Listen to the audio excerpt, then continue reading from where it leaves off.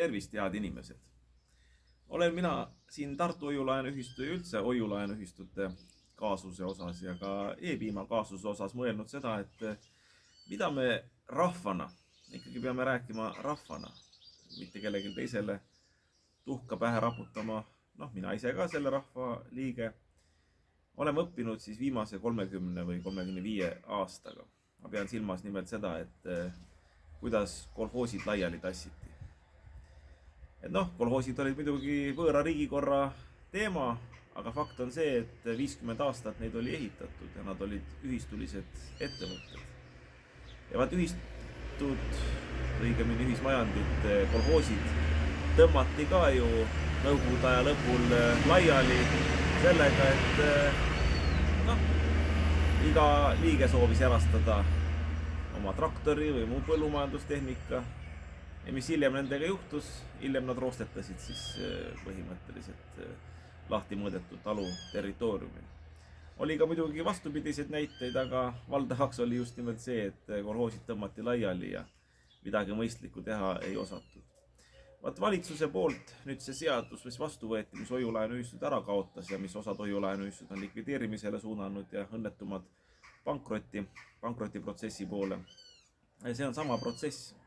Inimesed ei asunud kaitsele õigel ajal. See seadus oleks tulnud surmata, oleks tulnud toetada meie võitlust selles suunas, et seda seadus poleks vastu võetud, mida me pidasime 3 pikka aastat ja mitmed ministrid seljatasime. Lõpuks muidugi ei saanud Reformierakonna vastu, ülekaal oli liiga suur ja ka sisemised õõnestajad olid sellised, mis siis halbu näiteid tõid ajakirjandusse ja kõigutasid nii-öelda paati ja tekitasid pangajooksu.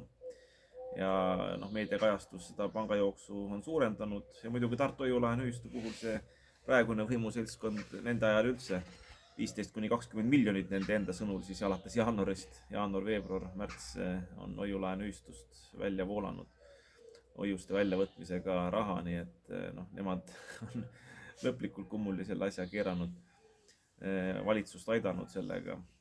Aga mida teha, mida õppida tegelikult sellest kolhooside laiali tõmbamisest? Et hoiulaenuühistud on ju erinevalt kolhoosidest meie oma ettevõtmine.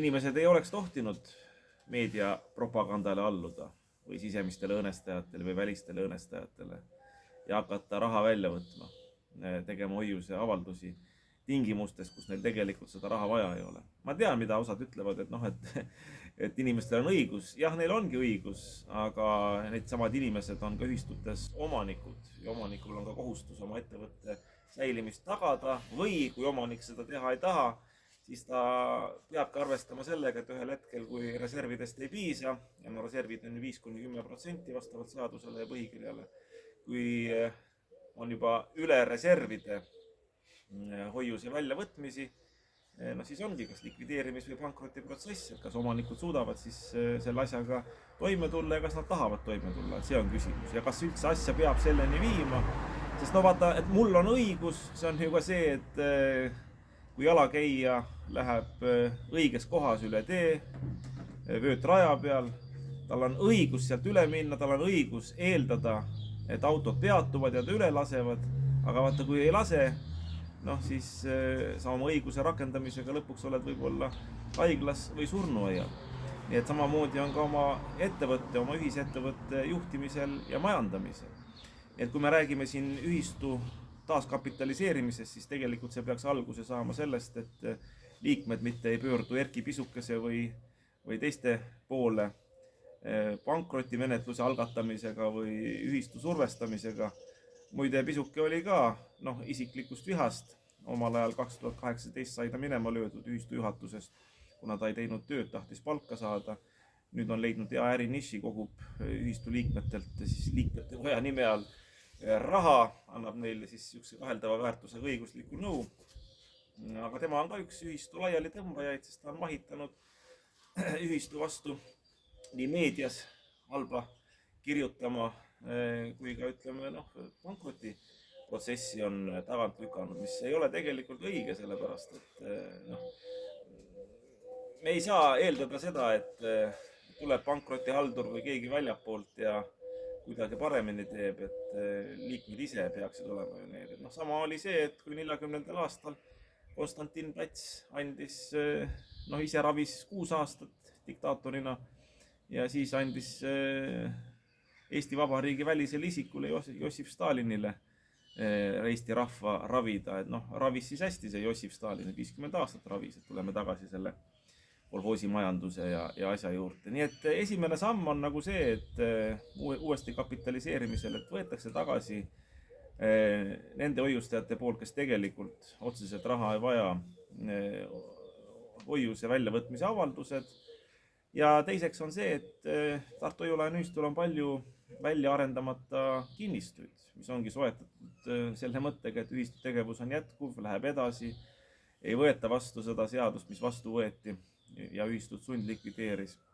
See tähendab seda, et ei ole mõistlik neid müüa pooleli olevatena maha, et ikkagi tuleb kas võlakirjade vormis või mingisuguses muus vormis, kus pannakse ka tagatised liikmetele ja nii edasi. Nende kaasfinantseerimisel need valmis ehitada, kasumlikult realiseerida ja siis vaadata, et kas see raha laiali jagada liikmetele või näiteks tulundusühistu vormis ikkagi jätkata. Siis ma ütlen, et tegelikult hoiu-laenuühistu on õige asi ja mul on ääretult kahju, et see minu võitlus ja Tartu Hoiu-laenuühistu juhatuse võitlus viimase 10 ja eriti viimase 3 aasta jooksul vilja ei kandnud. Et valitsus, Riigikogu ikkagi need ühistud ära sundlikvideeris ja sisuliselt Eesti rahva finantsiseseisvuse sellega nagu prussaka jalaga lömastas. Aga meie oleme rahvas, me oleme inimesed, me saame muuta, me saame ka nõuda seaduse muutusi tulevikus, valimised on tulemas. Aga me saame kindlasti ka vabatahtlikult ise tegutseda niimoodi, et ega kui seadus näeb ette ühte asja, annab õiguse, siis see ei tähenda seda, et seda õigust peab tingimata rakendama, juhul kui see õigus sulle endale bumerangina kuklasse tuleb kahjulikult. Nii et mõtleme selle üle ja kindlasti osad on, kes annavad mulle heiti selle asja eest ja ütlevad, et ma olen vana loll ja kuhugile ära põgenenud ja nii edasi, noh, andke pealegi. Ma annan teile head nõu praegu ja mina arvan, et kui selle üle järgi mõelda, siis just täpselt niimoodi tuleb tegutseda.